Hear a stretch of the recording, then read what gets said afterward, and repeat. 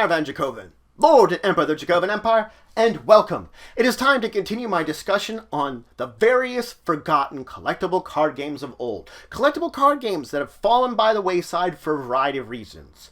Perhaps the companies don't sell them for anymore, they lost popularity, some kind of combination of the both. Whatever the reason, they have disappeared to a great degree.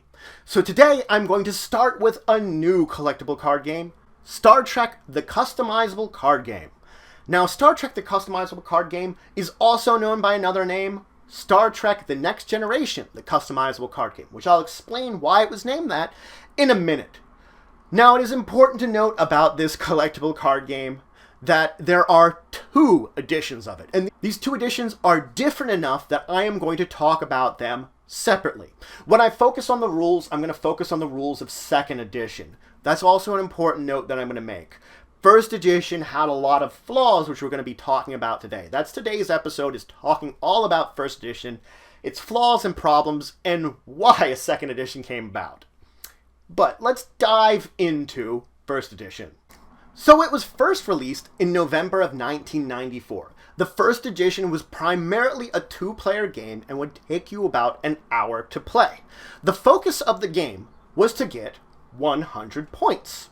Now these points were scored by, of course, completing various missions and objectives.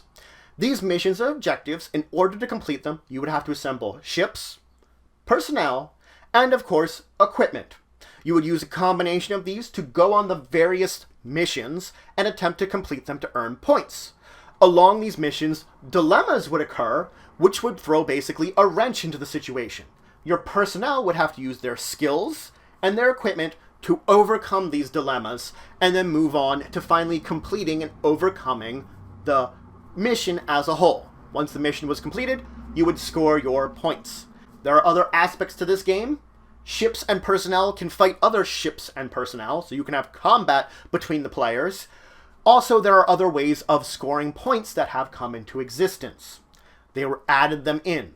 Now, the fact is, the major importance of this game, the major reason it became popular, was factions. These affiliations were basically based around popular Star Trek groupings and races that you would have personnel and ships from, and could build entire decks around these affiliations that would have great synergy with each other. It was made that you would make affiliation-type decks. So the first edition was called, of course, Star Trek the Next Generation, the customizable card game, because the company that was producing this could only have Next Generation cards to begin with. That's the only license they had to start out with. So they made their first set, and then made 4 more before they really were running out of trouble. They were beginning to get in trouble because 5 seemed to be the limit of sets, decent ones, they could put out with the banner of Star Trek the Next Generation. In '97, though, they managed to get the Deep Space Nine, Star Trek Deep Space Nine license, Star Trek Voyager license, and the licenses for the Star Trek Next Gen movies. So now we've opened it up. We no longer just have the TV series. This added the affiliation Borg right away. They added that in. So we started to get new affiliations. Then Deep Space Nine came out, and we had 4 new affiliations there. Bajorans, Cardassians, those started with it. They introduced the Dominion for the Dominion War, and they introduced the Ferengi. So now we had 4 more factions as part of Deep Space Nine. This was the golden age of first edition. After this, we did get 2 original Star Trek sets out, and then we introduced Voyager, which introduced us to 3 more affiliations. Now, the unfortunate thing is, by the time we're getting to Voyager, we saw a sharp decline in popularity and sales. Now, towards the end of this sort of life cycle, the game itself is beginning to die off. It's been a good number of years. It really has, and now they're considering a second edition. The second edition, which would be released on December 12th, 2002, did not spell the death knell for first edition, though. First edition actually continued with 3 more products released under that banner leading up to 2006. So 12 years A dozen years after the first set was released, we had the final set in first edition being released, the final product, 2 in 2006. The reason behind them switching over to second edition was concern. The fact is, over all these years of putting out first edition, putting all these products, they continued to add to the game.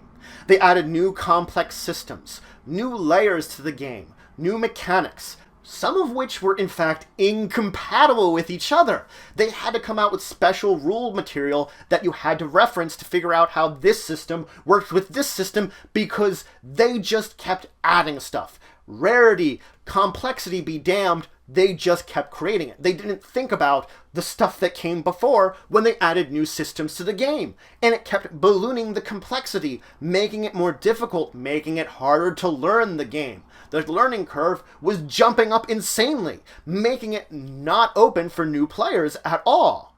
So of course, your old basis of players either going away or staying there, kind of mixed bag, but new players? No. They, in fact, another bit of information is they started with 9 basic types of cards in the first game. They ballooned to 17 types of cards, and these are basic types of cards that you should know about and know how to play with. We've almost doubled our card types by the time we're getting to here. So of course, the game has basically become overblown, bloated, fattened.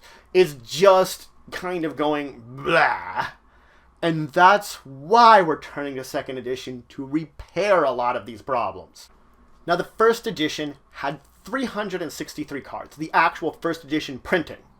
It had 60 card starter decks and 15 card boosters.